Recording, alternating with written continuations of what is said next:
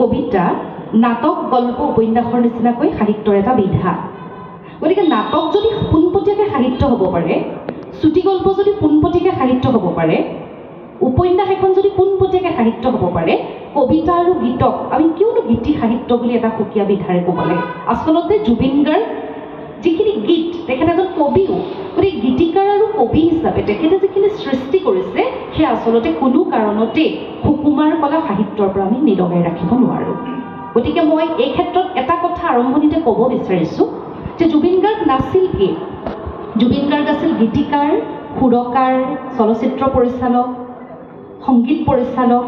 যুৱ প্ৰজন্মক নেতৃত্ব দিব পৰা এটা বলিষ্ঠ কণ্ঠ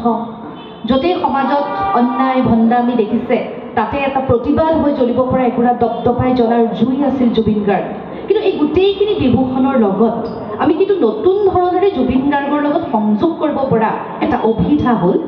সাহিত্যিক জুবিন গাৰ্গ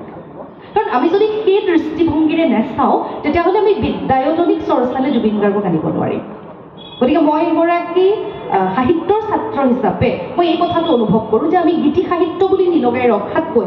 হয় এটা গীত আৰু সাহিত্যৰ বা কবিতাৰ কিছুমান উপাদান আহিব কিন্তু আমি সাহিত্যিক মূল্যবিলাক যদি চাবলৈ যত্ন কৰোঁ তাত কিন্তু আমি 100% দেখিবলৈ পাম আমি জুবিন গাৰ্গক কেনেকৈ পাইছিলোঁ বা আমাৰ সেই সময়টো আৰু মুকুল বৈশ্যই মোক চিনাকি কৰি দিছিল জুবিন গাৰ্গক প্ৰথম দিনাখন আৰু তাৰপিছৰ পৰা জুবিন গাৰ্গক মই কেনেকৈ পাইছিলোঁ সংগীতৰ দিনবিলাক আৰু এই যি প্ৰশ্নটো সুধিছে তাৰ উত্তৰটো তাতকৈ একো নাকৰ আমি সেই সময়টোত আমাৰ ইয়াত যোৰহাটত যেতিয়া আমি মিউজিচিয়ানছবিলাকক দেখোঁ বা বজাই যিসকলে ছিনিয়ৰ মিউজিচিয়ানছ বুলি কওঁ আমি যাক তেতিয়া আমাৰ ৱেষ্টাৰ্ণ মিউজিকটো বেছি ইয়াত খুব বেছি চলি আছে এক নম্বৰ কথা আৰু যেতিয়া আমি বজাবলৈ লওঁ ইনষ্ট্ৰুমেণ্টটো হ'ল আমাৰ কীবৰ্ড এখন পিয়ানো তাত আমি পিয়ানোটো খুব বেছি ইম্পৰ্টেঞ্চ দিছিলোঁ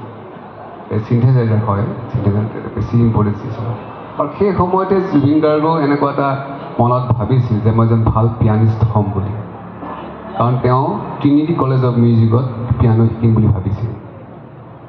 আৰু সেই সময়টোত আমাৰ শুনা গানবিলাক আমি এজনৰ নাম ল'লে নহ'ব এজন আমাৰ গুৰু বুলি ক'ব লাগিব ডেনিছ বেং ছাৰৰ কথা ক'লে নহ'ব আৰু সেই সময়ত ডেনিছ বেং ছাৰে খুব সুন্দৰকৈ ৱেষ্টাৰ্ণ মিউজিকটো যোৰহাটত শিকাই আহিছিল আৰু ডেনিছ বেং ছাৰে এই বেণ্ডটোতেই কমপ্লিটলি ৱেষ্টাৰ্ণ মিউজিকটো বজাই হেৰি কৰিছিল এতিয়া কথাটো হ'ল জুবিন গাৰ্গৰ 4টা ট্ৰেণ্ডৰ মিউজিক 4টা জনাৰ মিউজিক আমি শুনি পালোঁ প্ৰথমটো হ'ল আমি এইটো কি আছে পাৱাৰ বেলেড ছেকেণ্ডটো হ'ল স্পেনিছ ফ্লেমেংকো থাৰ্ডটো পালোঁ আমি স্ল' ৰক আৰু ফ'ৰ্থটো পালোঁ ব্লুজ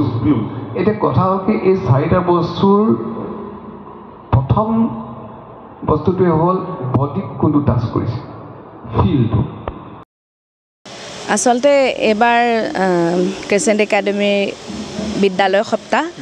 আমি মায়াবিনী 2025 নামাকৰণ কৰি গোটেই আমাৰ অনুষ্ঠানটি জুবিন দাক লগত সাঙুৰি লৈ আমি আগবাঢ়িছোঁ আচলতে শ্ৰদ্ধাঞ্জলি বুলি নকওঁ তেখেত আমাৰ মাজত সদায় আছে সদায় থাকিব অসমীয়া জাতিটো জীয়াই থকালৈকে থাকিব কিন্তু তেখেতৰ যি সৃষ্টিৰাজি সেইখিনিক আমি উদযাপন কৰিছোঁ এই 7টা দিনত বিভিন্ন সাহিত্যৰ পৰা আৰম্ভ কৰি তেখেতৰ গীতৰ প্ৰতিযোগিতা আৰু তাৰপিছত তেখেতৰ গীতত নৃত্যৰূপ দিছে আমাৰ ছাত্ৰ ছাত্ৰীসকলে তাৰ প্ৰতিযোগিতা সেই তেনেকৈ আমাৰ গোটেই ক্ৰিচেণ্টৰ বাকৰি এইকেইদিন জুবিনময় হৈ আছে তাৰ লগতে সংগতি ৰাখি আজি আমি যোৰহাটৰ আমাৰ শ্ৰদ্ধাৰ সংগীত শিল্পীসকলক লগত লৈ আৰু লগতে এখন তেখেতৰ গীতি সাহিত্যত দৰ্শন নামাকৰণেৰে এখনি আলোচনা চক্ৰৰ আয়োজন কৰিছোঁ তাত ভাগ ল'ব শ্ৰদ্ধাৰ মুকুল দা জুবিনদাৰ বন্ধু মুকুল মাধৱ বৈশ্য ডক্টৰ মহেশ্বতা দেৱী আৰু তেখেতৰ সাংগীতিক যাত্ৰাৰ অন্যতম সহযোগী আমাৰ বুবুদা মানসজ্যোতি বৰাই তাৰপিছত আমাৰ বিশিষ্ট সংগীত শিল্পীসকলে জুবিনদাৰ চৰ্চা কৰিব আমি আচলতে আমাৰ উদ্দেশ্য আজি এইটোৱেই যোৰহতীয়া ৰাইজক আমি মাতিছোঁ আজি আমি আমাৰ ক্ৰেচেণ্টৰ বাকৰিত কুঁৱলী খনাই এটি সন্ধিয়া আমি জুবিন চৰ্চা কৰিম আৰু জুবিন দাক সুঁৱৰিম আৰু মই আত্মাক বিশ্বাস কৰোঁ সেইকাৰণে মই ভাবিছোঁ জুবিন দাই খুব ভাল পাইছে যোৰহাটত এইখিনি কৰাৰ বাবে আৰু হয়তো সেইকাৰণে মোৰ এটা কালি আচৰিত অনুভৱ যে মই ভাবিছিলোঁ প্ৰথম অনুষ্ঠানটো আৰম্ভণিতে যে জুবিন দাৰ এই অনুষ্ঠানটোলৈ যদি জুবলিক মাতিব পৰা গ'লহেঁতেন কাৰণ তেখেতৰ এটা সাংগীতিক যাত্ৰাৰ অন্যতম সহযোগী আছিল জুবলি আৰু আমাৰ ক্ৰিচেণ্ট পৰিয়ালৰ লগতো তেখেতসকলৰ ভাল কিন্তু তাৰে যিহেতুকে তাই মানসিকভাৱে ইমান সুস্থ হৈ উঠা নাই মই মাতিবলৈ অকণ বেয়া পালোঁ কিন্তু হঠাৎ কালি তাই যোৰহাটলৈ জিতাবাক লগ কৰিম বুলি আহিলে তাৰপিছত আমাৰ অনুষ্ঠানৰ প্ৰেক্টিচ চলি আছিলে তাত আমাৰ ক্ৰিচেণ্টৰ মঞ্চত মায়াবিনী 25ৰ মঞ্চত মায়াবিনী গীতটিও পৰিৱেশন কৰিলে মই ভাবিছোঁ যে জুবিন দাই চাগে পঠিয়াই দিলে কাৰণ আত্মা আছে কেতিয়াও জুবিন দা আমাৰ আশে পাশে আছে তেওঁ বিচাৰিছে যে ক্ৰিচেণ্টে এইখিনি কৰি আছে মোৰ হৈ তই গৈ পেলাই এইখিনি কৰি থৈ আহগৈ সেইটো এটা আচৰিত অনুভৱ মোৰ কাৰণে